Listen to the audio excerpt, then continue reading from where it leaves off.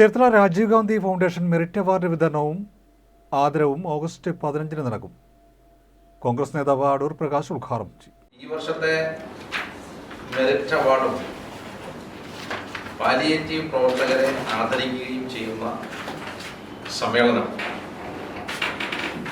79ാമത് സ്വാതന്ത്ര്യ ദിനത്തിൽ August 15 3 PM പൊന്നാമ്പളി Jayalakshmi ഓഡിറ്റോറിയത്തിൽ വെച്ച് സംഘടിപ്പിച്ചിരിക്കുകയാണ്. ബഹുമാന്യനായ UDFന്റെ കൺവീനറും മുൻ റവന്യൂ വകുപ്പ് മന്ത്രിയും ആറ്റിങ്ങൽ MP-യുമായ ശ്രീ അടൂർ പ്രകാശ് അവറുകളാണ് ഈ ഉദ്ഘാടനം നിർവഹിക്കുന്നത്. വിശിഷ്ട അതിഥികളായിട്ട് KPCC general secretary Shri A Shukku,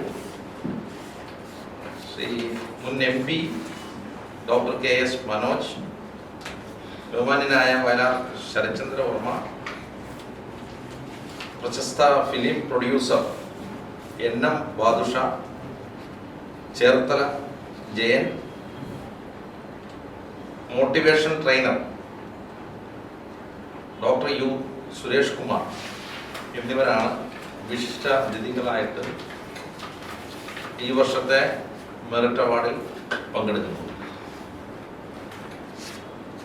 Aroor നിയോജക മണ്ഡലവും പട്ടണക്കാട്, വയലാർ, കടക്കരപ്പള്ളി എന്നീ പഞ്ചായത്തുകളിലെ വിദ്യാർത്ഥികളെ ഉൾപ്പെടുത്തിക്കൊണ്ടാണ് 1ാം ഘട്ടം മെറിറ്റ് അവാർഡ് സംഘടിപ്പിച്ചിരിക്കുന്നത്.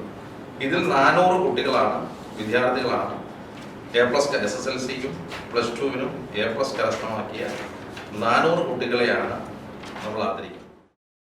രാജീവ് ഗാന്ധി ഫൗണ്ടേഷൻ സംസ്ഥാന കമ്മിറ്റിയുടെ നേതൃത്വത്തിൽ 3ാം ഘട്ട മികവ് മെറിറ്റ് അവാർഡ് വിതരണവും പാലിയേറ്റീവ് പ്രവർത്തകരെ ആദരിക്കുന്ന സ്പർശം സമ്മേളനവും ഓഗസ്റ്റ് 15 നടക്കും.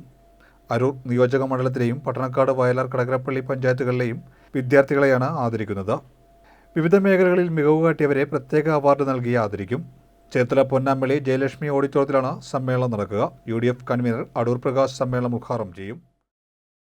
രാജീവ് ഗാന്ധി ഫൗണ്ടേഷന്റെ രൂപീകൃതമായ നാൾ മുതൽ അതിന്റെ രക്ഷാധികാരിയായിട്ട് പ്രവർത്തിച്ച ബഹുമാന്യ പ്രശസ്ത homeo doctor, Padiyar homeo medical കോളേജിലെ പ്രൊഫസറായിരുന്ന ഡോക്ടർ R പ്രകാശ് നമ്മുടെ രക്ഷാധികാരിയായിരുന്നു.